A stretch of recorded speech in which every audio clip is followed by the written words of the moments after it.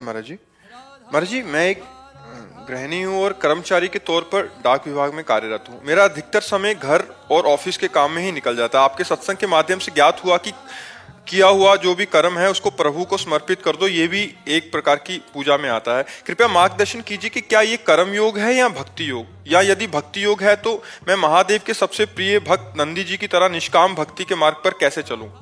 देखो, कर्मयोग जब हम निष्काम भाव से दूसरों के सुख के लिए कर्म करते हैं उसे कर्मयोग कहा जाता है। निष्काम भाव से, मन से, वचन से, कर्म से दूसरों को सुख प्रदान करना, और वो भी कर्म का अहंकार ना होना, ये निष्काम कर्मयोग के अंतर्गत। और जब हम भगवान नाम जप करते हुए भगवान की प्रसन्नता के लिए कर्म करते हैं और वो कर्म करके भगवान को समर्पित कर देते हैं तो वो भक्ति योग हो जाता है। और जब हम जिस भगवान के नाम रूप को स्वीकार करते हैं उसी भगवान में तन्मय होने के लिए नाम जप करते हैं, उनकी लीला कथा सुनते हैं और उनका जो भी कर्म है वो उनका ही आराधन मानकर करते हैं तो हमारी अनन्य भक्ति पुष्ट हो जाती है। जैसे आप भगवान शिव के लिए कहा तो आप नाम जप करो, जो कर्म करो वो भगवान शंकर को अर्पित कर दे, शिवार्पणमस्तु, और उनसे प्रार्थना करो कि आपके चरणों की अनन्य भक्ति हमें प्राप्त हो जाएगी। संगीता सिंह जी, दिल्ली से।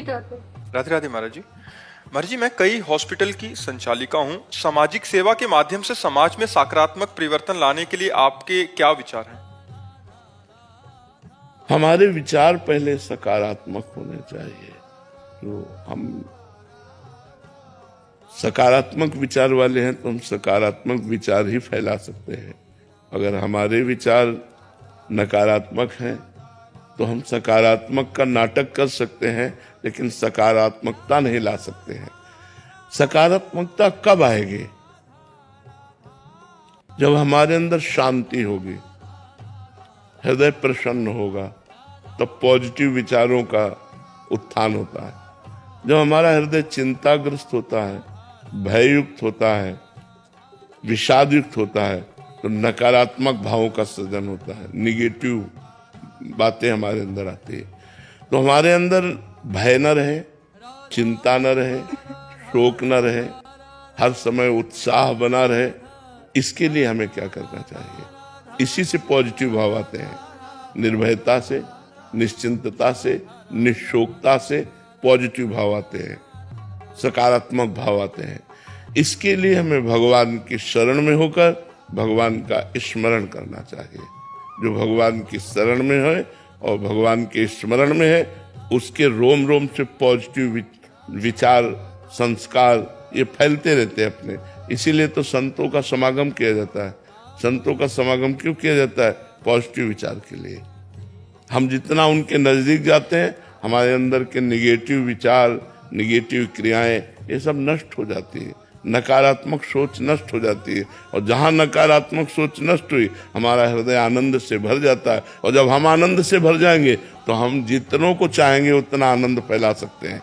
जब हमारे अंदर आनंद होगा तो सबको आनंद होगा। जब हमारे अंदर आनंद नहीं होगा तो हम आनंद की बात करेंगे लेकिन आनंद नहीं फैलेगा।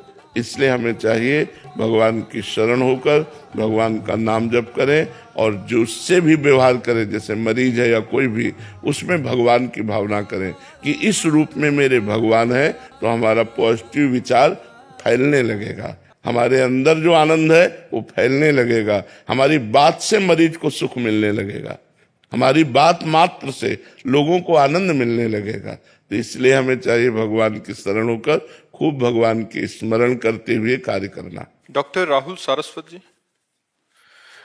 राधे राधे महाराज जी। महाराज जी आप कह रहे हैं कि आप इमरजेंसी मेडिसिन के विशेषज्ञ डॉक्टर हैं। महाराज जी ये कह रहे हैं कि मेरे पास अधिकांश रोगी गंभीर अवस्था में ही आते हैं। मेरे अथक प्रयासों के बावजूद भी अधिकांश रोगियों की मृत्यु हो जाती है, जिससे मैं बहुत असहज महसूस करता हूँ और कुछ समय के लिए परेशान हो जाता हूँ। ऐसी स्थिति को निपट परेशान होने की जरूरत नहीं, क्योंकि जन्म मृत्यु ये आपके हाथ में नहीं है। क्यों? डॉक्टर एक प्रयास कर सकता है लेकिन बचा नहीं सकता। वो मृत्यु का स्वामी नहीं है। जब मृत्यु चाहेगी तो उसको भी